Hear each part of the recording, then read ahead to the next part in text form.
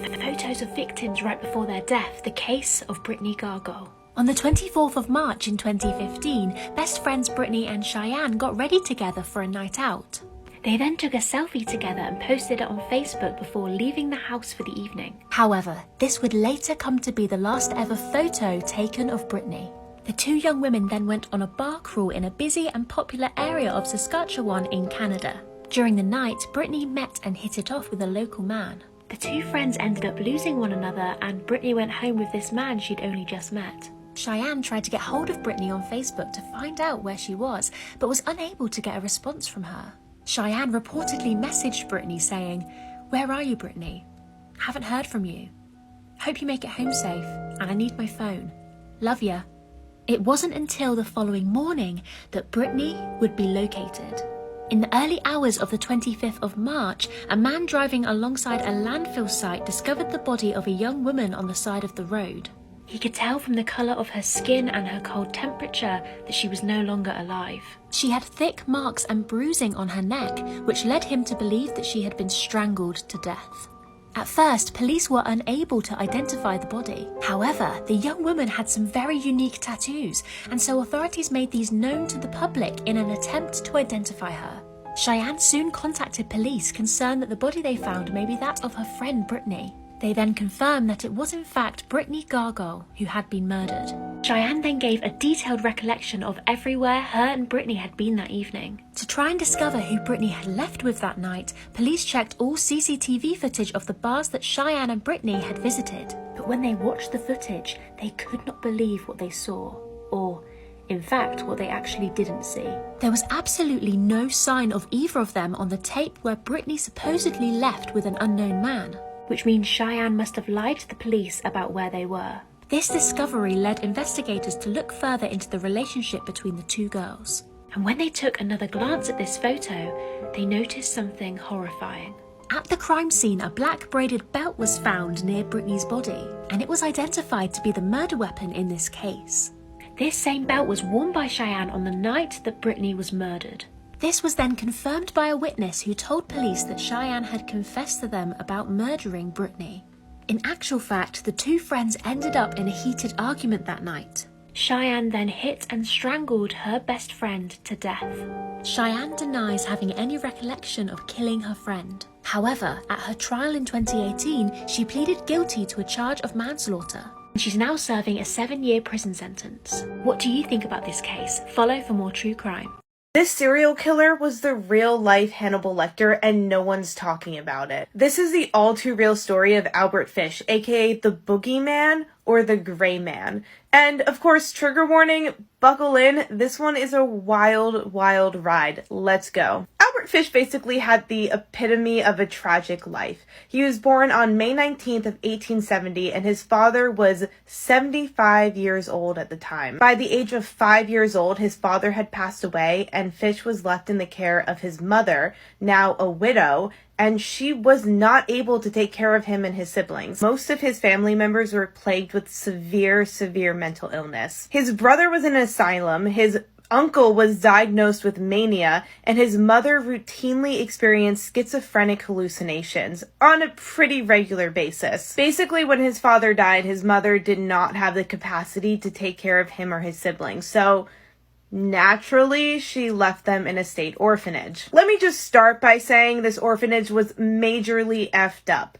The kids were regularly beaten, and they were tortured in a form of corporal punishment, basically. And all of the kids were terrified of this physicality. But Albert Fish loved it. He was obsessed with it. He wanted to get beaten, which everyone thought was odd. It is odd. It's very odd and concerning. He later on recalled this orphanage as the place where things started to go wrong for him. He was there until he was 9 years old. Because of this messed up place, he began to associate, I guess, pain with pleasure, and he saw this negative attention as positive reinforcement, and it became something that he idolized in his brain. His mother retrieving him and his siblings from the orphanage did nothing to get rid of this need that he had developed. And basically, throughout his life, he would administer his own beatings. He hopped from one unhealthy relationship into another and soon became fascinated with sadomasochism. For those of you who don't know what it is, I'm not going to describe it here. Go Google it, please. He would basically beat himself with a studded paddle, stick a flammable cattle prodder up his,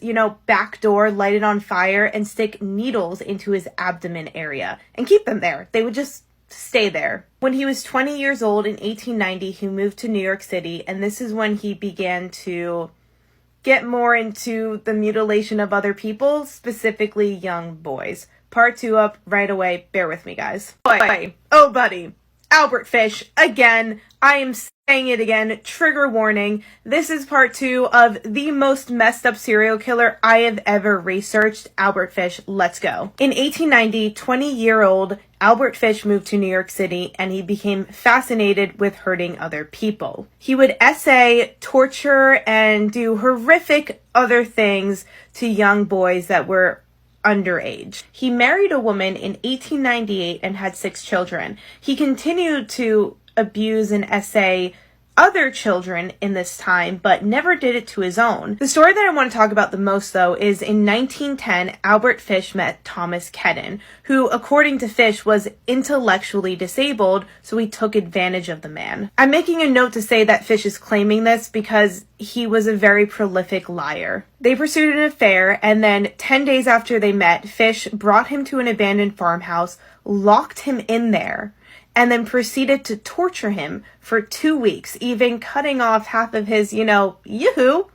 and just left. He left him with some Vaseline, gauze pads, and a $10 bill for a bus ticket. And Fish would later recall on his screams and saying that he would never forget it, but he didn't want to kill him because he had no way of disposing of a body. And things started before this, but this is when Fish really went from, abuser, essayer, to murderer. It was in 1917, when Fish's wife left him for another man, that his mental illness and self-harm got really, really bad. I mean, this was the peak of it. He was already doing all of the stuff we discussed, but the sticking needles into his groin and abdomen area, the, lighting some stuff up in his back door area, this is when it got really bad and it took off and started. This was also the point he started having visual and auditory hallucinations, and he believed that John the Apostle was talking to him and telling him to do these things. He also began teaching his children these odd, weird, sadomasochistic games and had them aid in him beating him even more. But this is when he began to get fascinated with cannibalism, and he invited his children to eat raw meat with him. It was odd. But it was this need to cannibalize human flesh and eat another person and essay children that caused him to get caught. He got a little too cocky, you could say. Part 3 up right away. Hey guys, it's me. Are you ready to talk about the finale of the Albert Fish saga? Because, trigger warning, Albert Fish actively searched for a young girl or someone that wasn't going to be missed to kill, basically, and eat. In 1919, he found an advertisement looking for housework and help by a family, and this is where he found Grace Budd, even though she wasn't originally his intended target. It was her brother. Fish basically went to the family with the guys that he was going to help Frank Budd on the farm and do handiwork and whatever, and he wanted to basically get Grace's brother alone, but he never could. So he gained the family's trust, and he got Grace alone and ended up kidnapping her, essaying her, killing her, and eating her. This murder would be the end of his reign of terror, basically. He would send mocking notes to her mother after she went missing and police were involved, telling the mother all of the things that he did to the daughter, Grace. And it was in disturbing detail. Again, as always, if you guys want more information, there are some gruesome details on Google that you can find. I don't recommend it, but if your brain wants to wander there, go ahead. Police actually used the paper that he wrote the letters on to find him and catch him, and he was executed via the electric chair. And when he was caught, he was happy to confess every detail of what he had done to everyone. But unfortunately, it could only be proven that he had 3 victims in total, Grace included. For those of you who have watched my live streams, you know that I love to talk about Albert Fish. He is probably one of the most messed up, disturbed serial killers I have ever read about, researched, or talked about. In light of this information, what do you guys think? Do you have questions, concerns? Call a priest maybe? I don't know, because this man needed one. Otto Warmbier was known for being extremely intelligent and charismatic.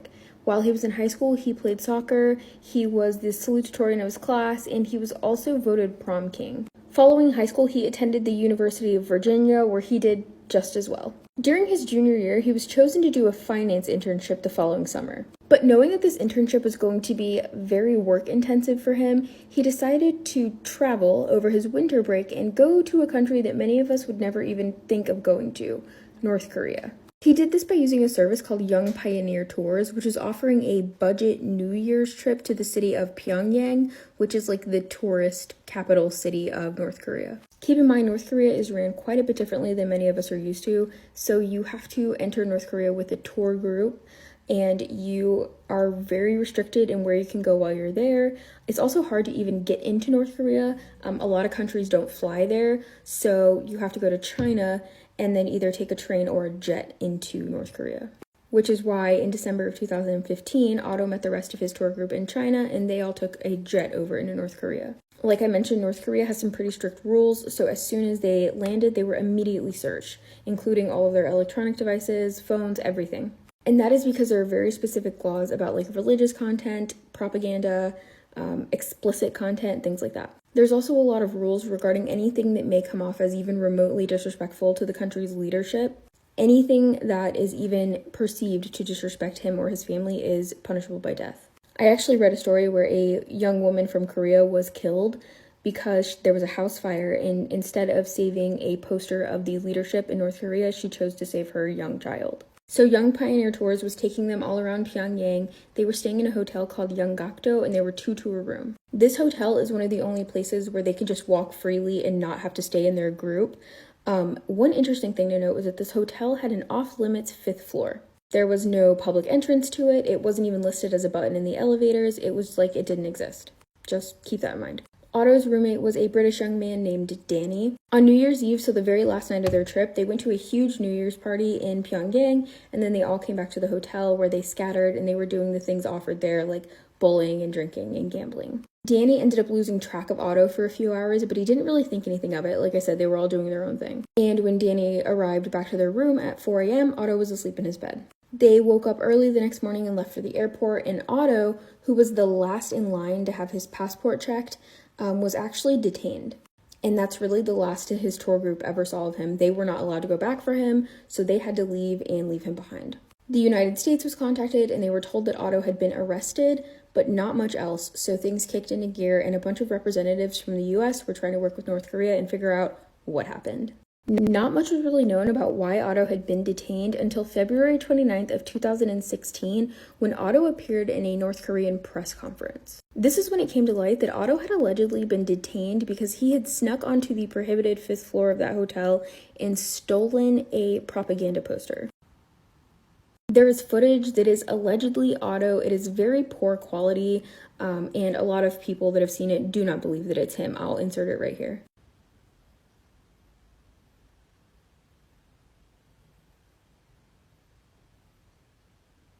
You can find the entire press conference online, and it's really unsettling. Otto is very clearly very upset, and he says a lot of things that just don't make sense. It sounds very scripted and like not things a native English speaker would say. He ended up giving another press conference in March of 2016 before his trial. Early morning of January 1st, 2016, I committed my crime of taking out the important political slogan from the staff-only area of the Yeonggakdo International Hotel, aimed at harming the work ethic and the motivation of the Korean people. You can see later in the press conference he is sobbing, begging for forgiveness. But Otto was sentenced to 15 years of hard labor in a North Korean work camp. Those American representatives were working endlessly to try and get Otto out of there. There are no American representatives that work directly with North Korea, so they were actually having to go through Swedish representatives, which just added an extra layer of complication into the situation. In June of 2017, one of those representatives received a phone call that Otto was unconscious and that a team could come see him. That team arrived and immediately began negotiating with the North Koreans to release Otto. They demanded to see him, so they were taken to a hospital. And they found Otto laying in a bed with a feeding tube and apparently brain dead.